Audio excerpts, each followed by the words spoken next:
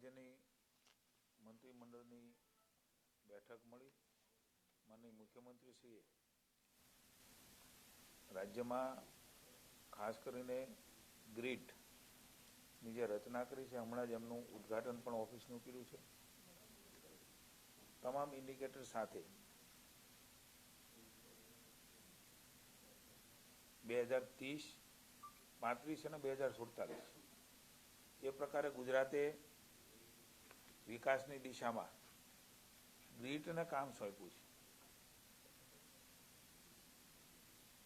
એને પૂર્ણ કરવામાં વડાપ્રધાનશ્રીનો જે વિઝન છે વિકસિત ભારત, એમાં ખૂબ મહત્વપૂર્ણ ભૂમિકા એ ગ્રીડ ભજવવાની છે.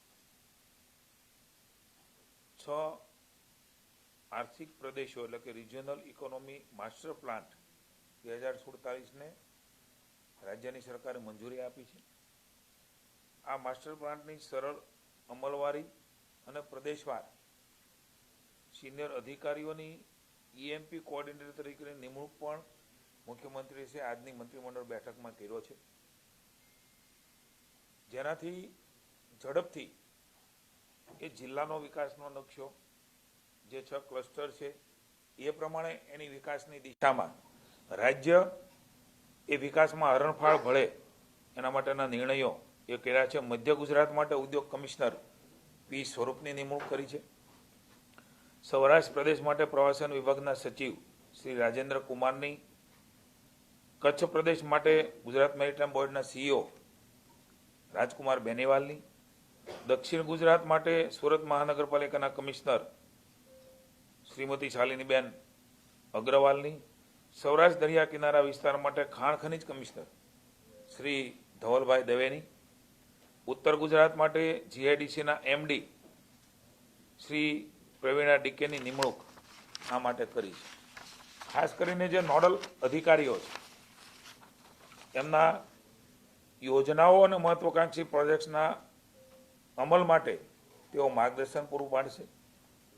રોડ રસ્તા જેવી માળખાકીય સુવિધાઓ માટે શહેરી સ્થાનિક સંસ્થાઓ સાથે સંકલન થશે, જેનાથી નાની મોટી સંકલનની વિસંગતતા હોય અથવા અન્ય કોઈ રાજ્ય સરકારની જરૂરિયાતો હોય તો એમાં એક ઝડપથી વેગ મળશે. પ્રોજેક્ટની મંજૂરીઓ અને અમલ માટે સંબંધિત વિભાગો અને સ્થાનિક વહીવટી તંત્ર સાથે સંકલન, પ્રોજેક્ટની પ્રગતિનું પણ નિરીક્ષણ તેઓ કરશે. આપ સૌ જાણો છો કે ગ્રીડમાં જિલ્લા વાઇઝ જિલ્લાનો વિકાસ એ સ્ટેક હોલ્ડર સાથે બેસીને ત્યાંના સ્થાનિક આગેવાનો, સ્થાનિક ઉદ્યોગપતિઓ, ચેમ્બર બધા સાથે બેસીને નક્કી કર્યું છે કે એનું વિઝન અલગ અલગ જિલ્લાઓનો કેવી રીતે જરૂરિયાતો છે, ભૌગોલિક સ્થિતિ શું છે, એ પ્રમાણેનો વિકાસ થાય એના માટેની રચનાઓ પણ થઈ છે. અને ગ્રીડ આ ઝોનલ અધિકારીઓ એને મોનિટરિંગ કરીને આવનારા સમયમાં મુખ્યમંત્રીશ્રીનો જે આદેશ છે, નરેન્દ્રભાઈએ જે વિઝન દેશ માટે જોયું છે, એમાં ગુજરાત એ અગ્રીમ હરોળમાં એના માટેની આ જે નિર્ણયો એ કર્યા છે. રાજ્ય સરકારની હોસ્પિટલોમાં જમીન લીઝ ઉપર આપવાનો પણ મહત્વનો નિર્ણય અને ઠરાવ આજે કેબિનેટમાં થયો છે. સરકારી સિવિલ હોસ્પિટલમાં દાખલ થતા દર્દીઓ અને એના સગા સંબંધીઓ માટે રહેવા જમવાની સુવિધા એ ઉપલબ્ધ કરવા માટે રેન બસેરા એ વસાવવામાં આવશે.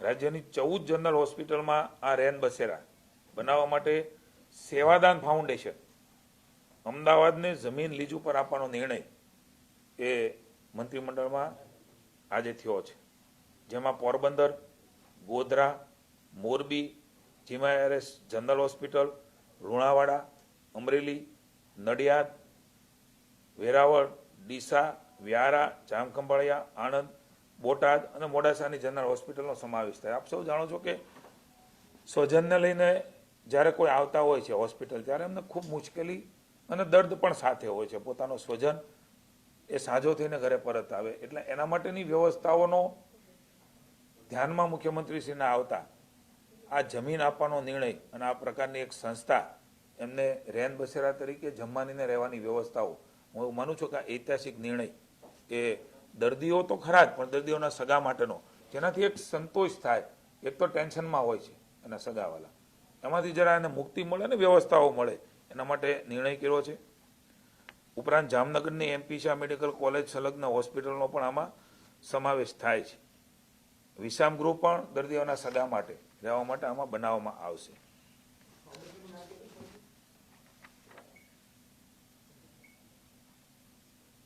સેવાદાન ફાઉન્ડેશન અમદાવાદ, હું એમનો પણ અભિનંદન આપું છું, આભાર માનું છું કે એમણે આગેવાની લઈને આ પ્રકારનું ખૂબ મોટા પાયે કામ એમણે દર્દીઓના પરિવાર માટે આપ્યું છે. મુખ્યમંત્રીશ્રીની સીએસના અધિકારીઓને સૂચના આપી છે. આપણે સૌ જાણીએ છીએ કે નોલેજ ઇઝ પાવર. માનનીય મોદી સાહેબે એવું કહ્યું છે કે આપણા આ વાક્ય સુપેરે જાણીએ છીએ, પણ એમણે ઉમેરો કર્યો છે કે આ સત્ય નથી, આ અર્ધ સત્ય છે. એનાથી વધારે ઉમેર્યું છે કે એપ્લાઇંગ નોલેજ ઇઝ પાવર. એને એપ્લાય કરીએ તો વધારે નોલેજનો આપણે પાવરનો ઉપયોગ થઈ શકે. એ મંત્ર સાથે માનનીય મુખ્યમંત્રી ભૂપેન્દ્રભાઈએ વિદ્યાર્થીઓની ગુણવત્તા સુધરે, સમયની સાથે વિદ્યાર્થી ચાલી શકે, એના માટે પરિણામલક્ષી પગલાં લેવા માટે થઈ અને આજે બેઠકમાં અધિકારીઓને સૂચના આપી છે કે આપણો વિદ્યાર્થી એ આંખમાં આંખ પરોવીને વિશ્વમાં સ્પર્ધામાં જઈ શકે એવો તૈયાર કરવા માટે ખાસ સૂચના આપીને એમના માટે રચના બનાવીને આગળ વધવાની સૂચનાઓ સીએસને આપી છે. આપ સૌ જાણો છો કે ચિંતન શિબિર ધરમપુરમાં થઈ ત્યારે ખૂબ ચર્ચાઓ અને મંથન થયું છે. માનનીય મુખ્યમંત્રીશ્રીએ આજે નિર્ણય લીધો છે કે એ ચર્ચાઓ ચર્ચા ન રહે, પણ જનતાના હિતમાં એને ઇમ્પ્લિમેશન કરવું હોય તો બજેટમાં એને સામેલ કરવી પડે. એટલે તમામ ચર્ચાઓમાં જે બજેટમાં સામેલ કરવા જેવું લાગે રાજ્યના હિતમાં, રાજ્યની જનતાના હિતમાં, એને ત્વરિત આ નવા વર્ષની બજેટની અંદર ધ્યાને લઈને એને સામેલ કરવા માટેની સૂચના પણ અધિકારીશ્રીઓને ચીફ સેક્રેટરી દાસને આપી છે. આપણું રાજ્ય એ માનનીય નરેન્દ્રભાઈએ જે પ્રકારે રાજ્યના મુખ્યમંત્રી હતા ત્યારથી પોલિસી ડિવન સ્ટેટ તરીકે સમગ્ર ભારતને વિશ્વમાં એ જાણીતું ને સ્વીકૃત બનાવ્યું છે. ઘણા વર્ષોથી રાજ્યની જનતાના આશીર્વાદથી સતત કન્ટિન્યુ એ રાજ્યની ભાજપની સરકાર છે.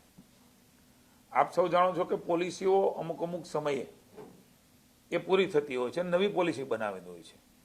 મુખ્યમંત્રીશ્રીના ધ્યાનમાં આવતા એમણે સૂચના આપી છે કે એમના આધાર ઉપર રાજ્યએ ખૂબ વિકાસ કર્યો છે.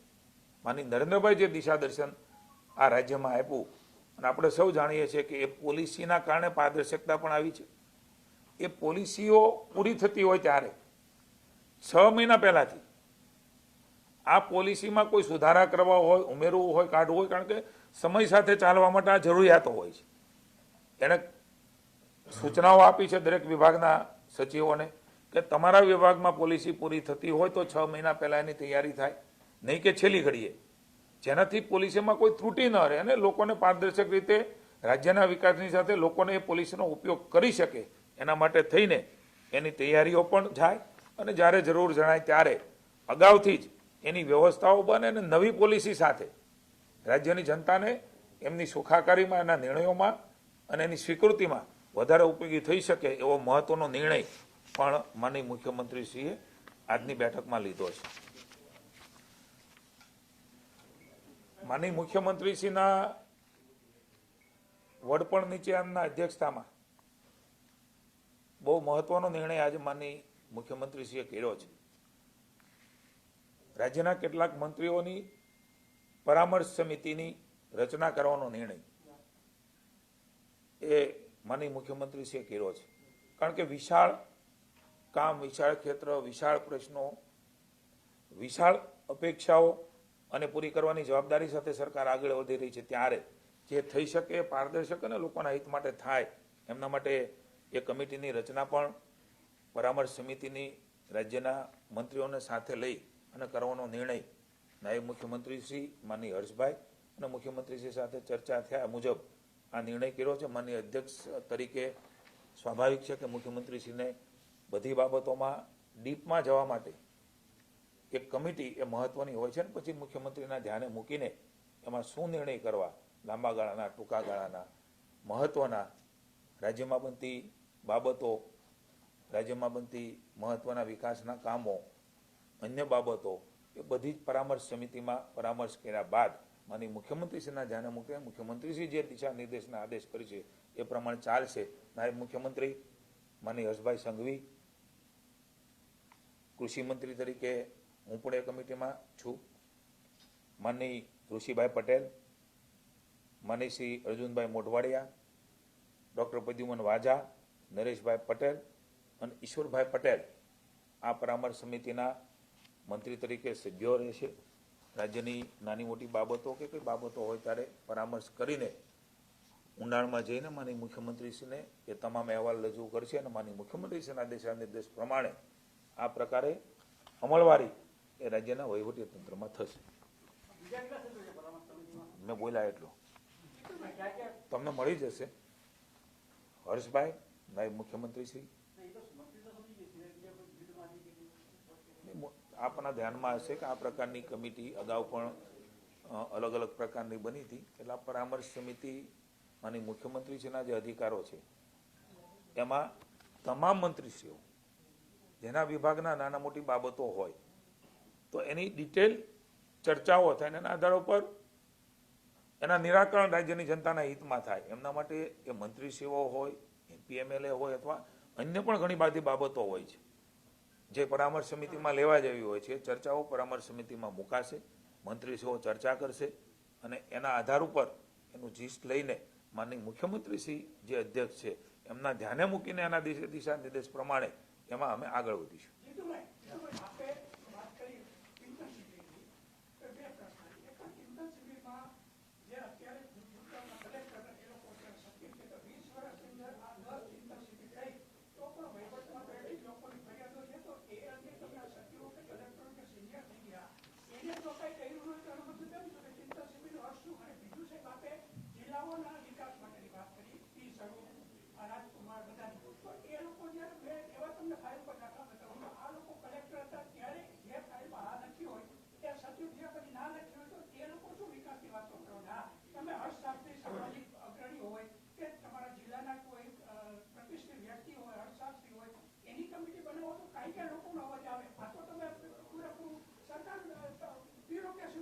એડમિનિસ્ટ્રેશનમાં જે પ્રકારની વ્યવસ્થાઓ બનતી હોય છે એ પ્રકારની વ્યવસ્થાઓ બની છે.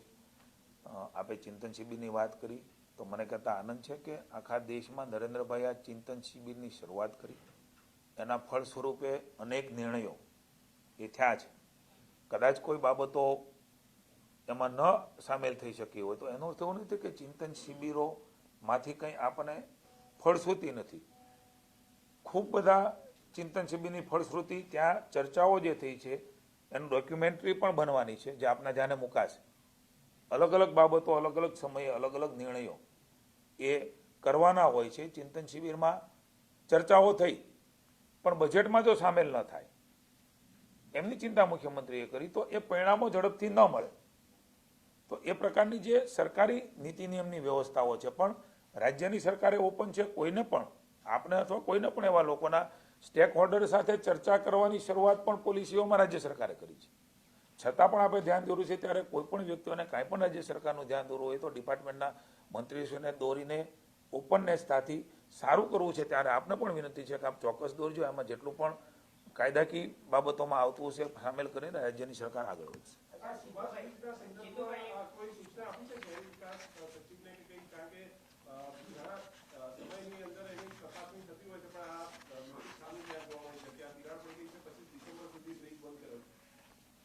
માનનીય મુખ્યમંત્રીશ્રીએ અહેવાલ મંગાવ્યો છે. મારે પણ કમિશનર પાની સાથે વાત થઈ છે. આપ સૌ જાણો છો કે તિરાડ તો પડી જ છે.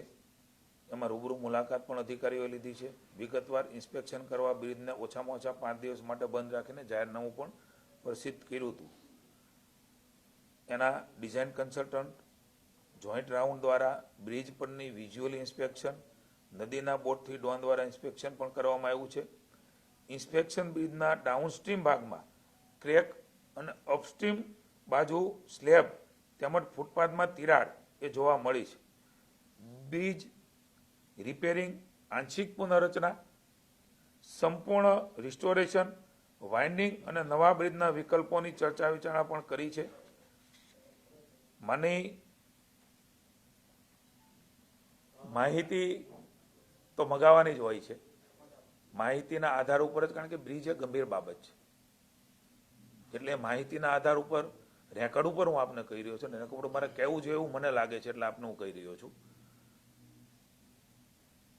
6ઠી તારીખે ડિમોલેશન તથા ટેકનિકલ નિષ્ણાતોને એનડીટી હેમર ટેસ્ટની કામગીરી માટે પણ બોલાવવામાં આવ્યા હતા. કુલ મળીને ઘણી બધી સૂચનાઓ બાદ આ બ્રિજમાં આઈઆઈટી, રોકી અને એસવીએનઆઈટી દ્વારાના જણાવ્યા મુજબ બ્રિજ 25/10/25 સુધી બંધ રાખવાનો નિર્ણય એ થયો છે. રિપેરિંગ થયે તરત જ રાહદારીઓને મુશ્કેલી ન પડે, પણ તમામ પ્રકારની ઊંડાણપૂર્વકની એ ટેકનિકલ બાબત છે ત્યારે કોઈને પણ જોખમ ન થાય એના માટે રાજ્યની સરકારે, હું અમદાવાદની જનતા અને જે અવર જવર કરે છે એમને મુશ્કેલી પડે છે એના માટે રાજ્યની જનતાનો, અમદાવાદની જનતાની એમાં માફી પણ ચાહીએ છીએ. પણ આ જોખમી હોય ધ્યાનમાં આવ્યું એટલા માટે કંઈ મુશ્કેલી ન થાય કોઈને, અને કોઈની જાનહાની ન થાય, કોઈને વાગે નહીં, એના માટે સાવચેતીના ભાગરૂપે આ નિર્ણય રાજ્યની સરકારે કર્યો છે. 10/12 7/12 થી 10/12 નહીં, 25/10/25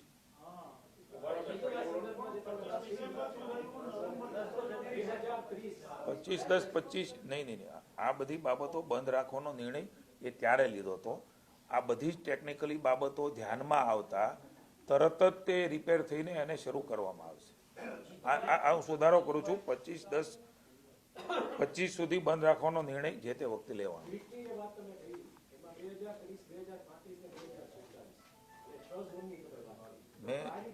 મેં એટલા વાત કરી કે એને ઝડપથી ચાલવા માટે, એને ઝડપથી 2047 પહેલા વેગ આપવા માટે થઈને 3 સ્લેબ કર્યા છે. આપણે જાણીએ છીએ કે માનનીય નરેન્દ્રભાઈ એ રાજ્યના મુખ્યમંત્રીને કહેતા ગયેલા છે 25/12 સુધી બંધ રહેશે. એટલા માટે આપણે 75 વર્ષ ગુજરાત બન્યાને થવાના છે 35માં. તો આપણું ગુજરાત વિકસિત એ 47 પહેલા કેવી રીતે થાય એના પેરામીટર્સમાં આપણે આગળ લઈ જવાનો પ્રયાસ કર્યો છે.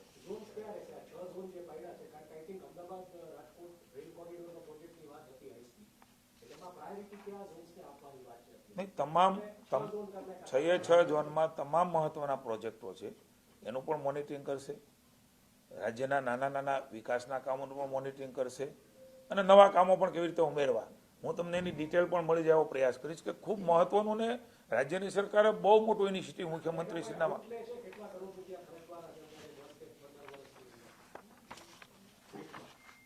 જ્યાં જેટલી જરૂર પડે ત્યાં બજેટમાં જોગવાઈ કરવાની પણ મુખ્યમંત્રીશ્રીએ સૂચના આપી છે. આ ક્લસ્ટરમાં કે તમારે આવી જરૂર છે, આ ક્લસ્ટરમાં, આ જિલ્લામાં, આ વિસ્તારમાં, તો સામેલ કરો બજેટમાં. કેન્દ્રને જરૂર પડે તો કેન્દ્ર પણ કરીશું. પણ મેં કહ્યું એમ કે આવનારા સમયની અંદર આવું કોઈ મોટિવ લીધું હોય તો ગુજરાત રાજ્યએ લીધું છે. સ્વાભાવિક છે, નવી વસ્તુ છે, નાના મોટા આપ પણ પ્રશ્ન કરો છો એમ કદાચ વહીવટમાં આવશે તો એનું સોલ્યુશન પણ કરીશું.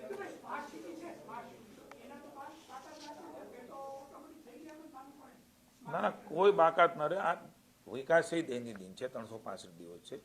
તમે અગાઉ પણ કહ્યું કે પ્રશ્નો પણ કાયમી છે, નવા સ્વરૂપે આવતા હોય છે, એટલે કશું જ બાકાત નહીં રહે. એની અંડરમાં આખું ઇન્ટિગ્રેટેડ કેવી રીતે વિકાસ થાય, કારણ કે દરેક ઝોનની તાસીર અલગ હોય છે, દરેક ઝોનની જરૂરિયાત અલગ હોય છે.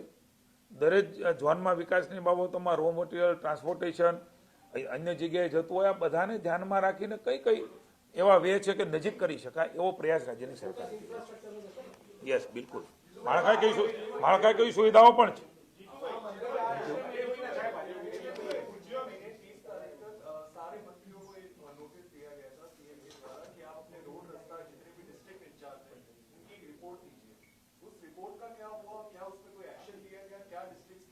मैं आपको बता रहा हूं कि कंटिन्यू है, सभी मंत्री वहाँ गए हैं. ताकि मैं अमरेली गया था तो विजिलेंस भी दी है.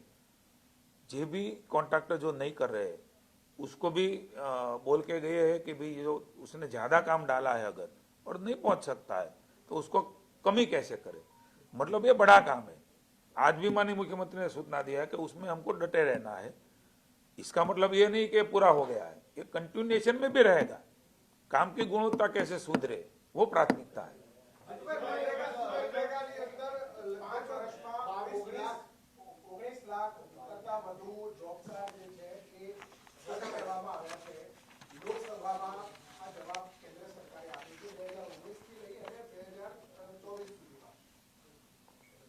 એક તો જે કાર્ડ કેન્સલ થયા છે ને, જે વિભાગ દ્વારા માહિતી મને મળી છે, આપને આપું છું કે શ્રમિક શહેરી વિકાસ અને કાયમી સ્થળાંતર કરતો હોય છે, શ્રમિકનું મૃત્યુ પણ થયું હોય છે, સ્વૈચ્છિક માંગ પણ હોય છે, કુટુંબ વિભક્ત થયું હોય છે, અથવા જોબ કાર્ડ સક્રિય ન હોય તેવા કારણોસર તેમજ એક નિયમિત વહીવટી પ્રક્રિયાના ભાગરૂપે જોબ કાર્ડ એ રદ કરવામાં આવે છે।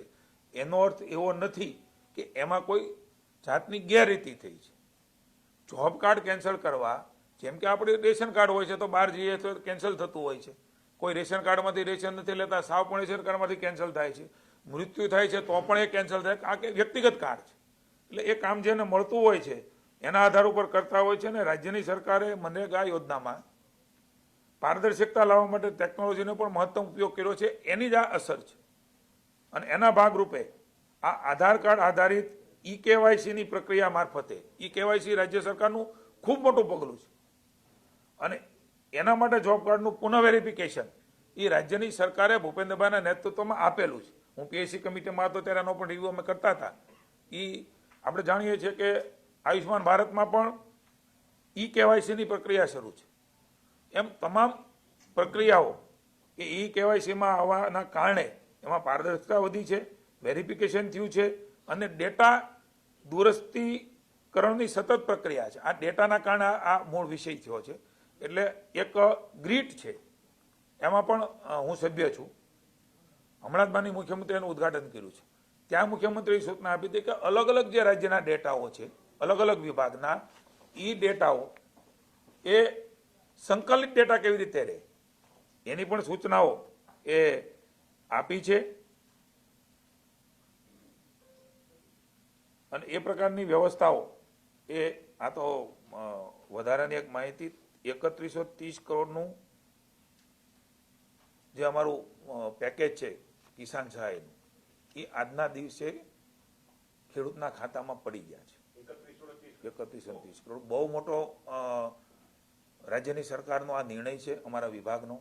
ભૂતકાળમાં ક્યારેય ન થયો હોય એટલું ઝડપથી અમે આ પ્રકારે આગળ વધી રહ્યા છીએ। એ જ પ્રકારે લગભગ 5700 કરોડની ખરીદી પણ મગફળીમાં એ અમે કરી છે। અમારું કમિટમેન્ટ છે અને એ પ્રમાણે અમે આગળ વધી રહ્યા છીએ। આમાં બે પ્રકારના છે, એક તો વાવ થરાદનું પણ છે, અને હમણાં જે ઓક્ટોબરમાં કમોસમી થયું એમનું પણ છે। 5786 કરોડથી પણ વધારે મૂલ્યની ટેકાના ભાવની મગફળીની ખરીદી થઈ છે। ચૂકવણું પણ 2376 કરોડનું એમાં પણ થઈ ગયું છે, અને એ અત્યારે પ્રક્રિયા ચાલી રહી છે। અને હમણાં જ મેં આપને માહિતી આપી એમ એ અત્યાર સુધીમાં આ પ્રકારે અમે અપગ્રેડ કર્યું છે અમારા પોર્ટલને। એમના કારણે ખૂબ ઝડપથી, ભૂતકાળમાં ક્યારે આપણે જોયું છે કે આ ચૂકવણામાં ખૂબ વાર લાગતી, રાજ્યની સરકારનો ઈરાદો એવો ન હોય પણ વહીવટી પ્રક્રિયા હોય, એનું ફોર્મ આવવું, એનું ફોર્મ પાસ થઈને અપલોડ થવું, એ પણ પ્રક્રિયા ખૂબ ઝડપથી થઈ રહી છે। એટલે અમારો એવો અંદાજ છે આગામી 15-20 દિવસની અંદર 10,000 આ અને 1100થી પણ વધારે કરોડ રૂપિયા એ વાવ થરાદના, એટલે 11,000 કરોડથી પણ વધારાની રકમ એ ખેડૂતના ખાતામાં પડી જશે। અતિવૃષ્ટિની વાત છે અને પૂરની પણ વાત છે વાવ થરાદ।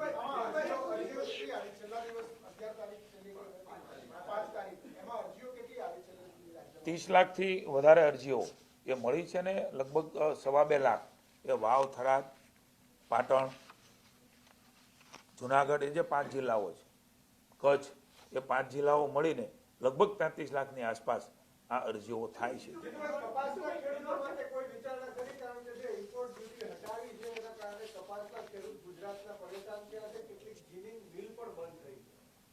તમે ધ્યાને મૂક્યું છે, અમે કેન્દ્ર સરકારના ધ્યાને મૂકીશું।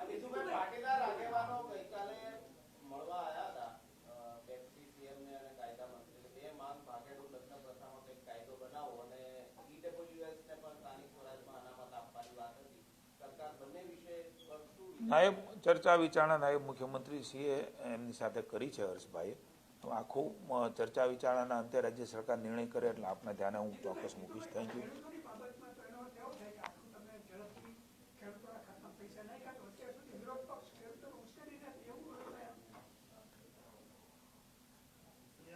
સ્વાભાવિક છે, પ્રયાસ કર્યા ઉશ્કેરવાના, પણ ગુજરાતનો ખેડૂત, હું ખેડૂત છું એમના કારણે કહી શકું કે ખેડૂતની સંવેદના અમને ખબર છે. કોંગ્રેસને અને અન્ય વિપક્ષી પક્ષને ખેડૂતો સારી રીતે સમજે છે, જાણે છે. તમે સારો મુદ્દો કીધો છે. Please 1 minute please. જ્યારે કમોસમી વરસાદ આવ્યો ત્યારે વિરોધીઓ એવું કહેતા હતા કે જાહેરાત કરી પૈસા આપશે, ક્યારે આપશે નહીં, એ આપવા નથી માંગતા.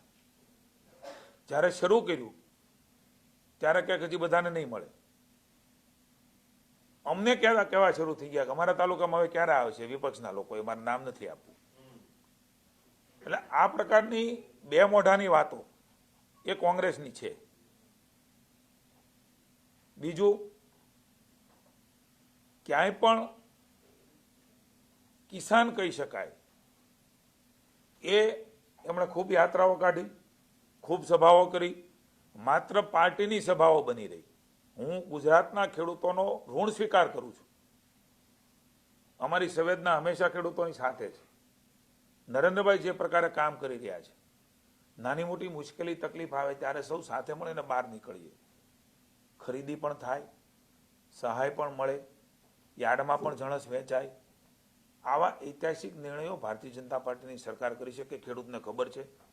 એમના ખાતામાં અપ્રચાર પણ કરવામાં આવ્યો કે જો તમે જણસ વેચવા જશો, સિંગ વેચવા જશો, મગ, અડદ, સોયાબીન વેચવા જશો, ડાંગર વેચવા જશો તો તમને પૈસા નહીં આપે. તમામ પ્રકારના હથકંડા એ વિપક્ષે અપનાવ્યા. હું એમને પૂછું છું કે તમારી જ્યાં જ્યાં સરકારો છે ત્યાં ભૂતકાળની અંદર ગુજરાત કોંગ્રેસે આ પ્રકારનો દુષ્કાળ પીડ્યો ત્યારે ખેડૂતને એ મજૂરી કામમાં લગાડ્યા હતા. એને કોઈ રકમ નહોતી આપી કે મજૂરી કરો અને તમે કમાઓ. આ કોંગ્રેસ આ પ્રકારની વાત કરવા નીકળી છે. આ ગુજરાતનો ઇતિહાસ છે. લગભગ 82 કે એની સાલમાં દુકાળ પીડ્યો હતો. એ વખતે જે આપણા રાહત કામો થાય છે એ રાહત કામમાં ખેડૂતોને જોડવાનું પાપે કોંગ્રેસે કર્યું છે. અને આજે અમને કહેવા નીકળી છે કે તમારે આ કરવું જોઈએ, ચોકડીઓ પાડો. હું કોંગ્રેસને કહું છું કે તમારા મોઢા ગંધાય છે. તમે તમારા આઈનામાં જોવો. તમે કેવા પ્રકારે કિસાનો માટે શું કર્યું, કેવું કર્યું. મને તો આનંદ પણ છે ને દુઃખ પણ છે. તમને જણાવતા ધ્યાનમાં મૂકું છું. ટ્રેક્ટર લઈને રેલી કાઢી. તમારા વખતે રાજ્યમાં ખેડૂતોને કેટલા ટ્રેક્ટર હતા એનો જવાબ ખેડૂતોને આપો. ખેડૂતોને કેટલી ટ્રેક્ટરમાં ને નાના નાના યંત્ર સામગ્રીમાં તમે સબસિડી આપતા હતા, એની સંખ્યા કેટલી હતી એનો જવાબ આપો. જે ટ્રેક્ટર તમે લઈને નીકળ્યા, જે તમારા લાગતા વળગતાના, કોઈ કિસાનના ખેડૂતના નહીં, એ ટ્રેક્ટરની લાખ રૂપિયાની સબસિડી ગુજરાતની ભાજપની સરકારે ભૂપેન્દ્રભાઈ અને નરેન્દ્રભાઈ આ પ્રકારની સબસિડી શરૂ કરી. હું આપને ધ્યાને મૂકું છું કે એમના વખતમાં ખેડૂતો માટે કેટલી સબસિડી, કેટલી સહાય, કઈ કઈ યોજનાઓ હતી એ કોંગ્રેસ જાહેર કરે. હું એ જાહેર કરવા માટે તૈયાર છું કે એના પછી અમે કેટલી સહાયો કરી છે. માત્ર વાતો કરવાથી ન થાય. છતાં હું કહું છું કે વિપક્ષને અધિકાર છે, પણ ગેરમાર્ગે દોરી, પ્રપંચો કરી, લલચામણી, લોભામણી વાતો કરીને કોઈને જોડવા જાય તો ઈશ્વરનું તત્વ દરેક વ્યક્તિમાં છે, એમાં હું પણ આવી જાઉં. હું પણ આ પ્રકારની વાતો કરવા જાઉં તો કોઈ માણસ ન જોડાય, પણ જ્યારે તત્વ સાચું હોય છે ત્યારે જોડાતો હોય છે. અને અમે માનીએ છીએ કે ભારતીય જનતા પાર્ટી એક જાહેર જીવનની અંદર લોકસેવામાં એક તત્વ સાથે, સેવાના ભાવ સાથે કામ કરે છે. એટલા માટે પ્રજાએ 30 વર્ષથી આશીર્વાદ આપ્યા છે. અને 27માં પણ વિપક્ષને કોંગ્રેસ આ દિવાલે લીખેલું સત્ય છે એ પ્રોપોગંડા કરે, જનતાના આશીર્વાદ એમને મળવાના નથી. કારણ કે એનો ભવ્ય ભૂતકાળ, કાળો ભૂતકાળ, ગુંડાગીરીનો ભૂતકાળ, ગામડું થરથર ધ્રુજતું હોય, ગામડામાં લોકો મત ના આપી શકે, પોલીસ સ્ટેશન એ કોંગ્રેસના આગેવાનોના કબજામાં હોય, કોઈ ફરિયાદી જાય ત્યારે આરોપી ના બેઠો હોય. આવા દ્રશ્યો કોંગ્રેસના વખતમાં પોલીસ સ્ટેશનોમાં જોયા છે, એટલે કોંગ્રેસને આ વાત કરવાનો કોઈ અધિકાર નથી.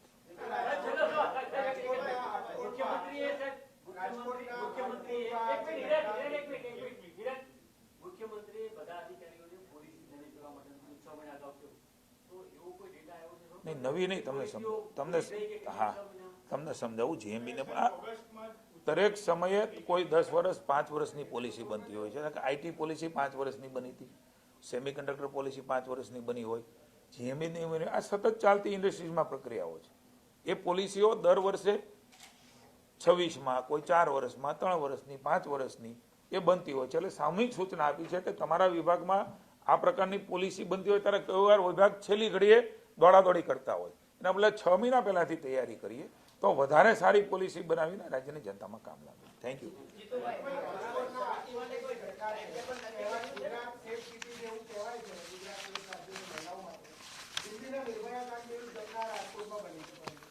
રાજકોટની બનેલી ઘટના માટે રાજ્યની સરકારને ખૂબ દુઃખ છે. આ ઘટના ખૂબ દુઃખદ છે. અમે પીડિત પરિવારની સાથે છીએ. એને ન્યાય અપાવવા માટે પણ રાજ્યની સરકાર જે કાંઈ કરવું પડે એ કરશે. પણ આ પ્રકારની વિકૃત માનસિકતાઓ, હું આ પ્રકારની માનસિકતાવાળાને ચેતું છું કે હવે નરેન્દ્રભાઈ મોદીની દેશની જનતાના આશીર્વાદથી બનેલી સરકાર છે, નહીં કે કોંગ્રેસના આશીર્વાદથી, તમારા સૌના આશીર્વાદથી બનેલી છે. એટલા માટે એ કાયદો પણ પસાર કર્યો છે. આજીવન કારાવાસ અને ફાંસીની સજાનો નિર્ણય આ પ્રકારની ઘટનાઓમાં, બળાત્કારની ઘટનાઓમાં એ લેવાનો નિર્ણય એ બહેનો માટે વડાપ્રધાન નરેન્દ્રભાઈ મોદીએ લીધો.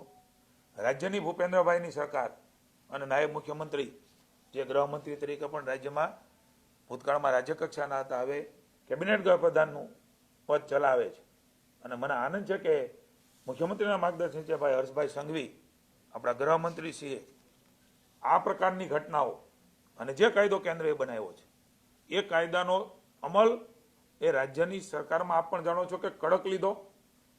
10 દિવસમાં, 8 દિવસમાં, મહિનામાં, 60 દિવસમાં એ કેસમાં ચાર્જશીટ થઈ અને અનેક લોકોને ફાંસી અને આજીવન કારાવાસની સજા એ ગુજરાતની નામદાર કોર્ટે આપી, સુપ્રીમ કોર્ટે એને માન્ય રાખી. આ જે ઘટના બની છે દુઃખદ ઘટના છે. અમે એને વખોડીએ છીએ, અમે પરિવારની સાથે છીએ. મેં ત્યાં અધિકારી સાથે વાત કરી છે, નાયબ મુખ્યમંત્રીએ કડક સૂચના આપી છે 10 દિવસની અંદર એમનું ચાર્જશીટ થાય અને કાયદાની ભાષામાં એને ફાંસી અથવા તો ઉંમરકેદની સજા વધારેમાં વધારે થઈ શકે એ પ્રકારનું ચાર્જશીટ કરીને પરિવારને ન્યાય આપવા માટેના હુકમો માની હર્ષભાઈ સંઘવીએ કર્યા છે. હું એમને અભિનંદન આપું છું. કદાચ ઘટના બની ગઈ છે, દુઃખદ છે, પણ એની પાછળના નિર્ણયો કરીને આ પરિવારને સજા મળે ત્યાં સુધી નાયબ મુખ્યમંત્રી પાછળ રહેવાના છે. Thank you.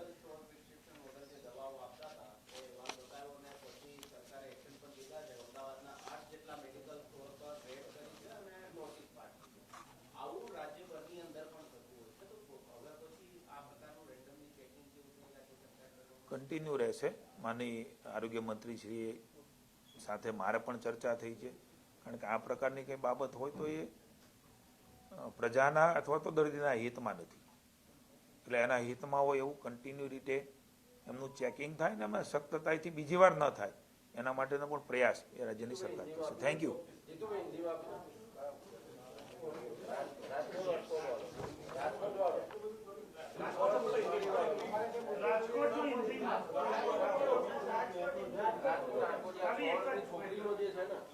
बताइए, आप पूछिए.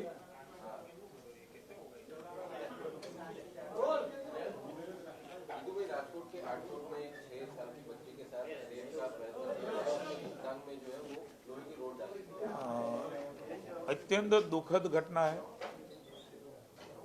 राज्य के भूपेंद्र भाई की और हर्ष भाई की नेतृत्व की सरकार उसके साथ है, परिवार के साथ. ये मानसिक विकृति वो कभी भी सहन नहीं होती, असह्य है. लेकिन नरेंद्र भाई मोदी ने ये विकृति के सामने लड़ने का फैसला किया है। पहली बार केंद्र की सरकार के ऐसा बिल लाके सख्ताई से अगर ऐसी कोई विकृति किसी के मन में भी और ये कृत्य करते हैं तो फांसी की सजा, आजीवन कारावास की सजा कैसे हो, इसका आप सब जानते हैं। तो उसके लिए कायदा भी बना है और गुजरात में मुख्यमंत्री भूपेंद्र भाई, नायब मुख्यमंत्री हर्ष भाई के नेतृत्व की सरकार ने इसी सख्ताई से निपटने का फैसला किया है।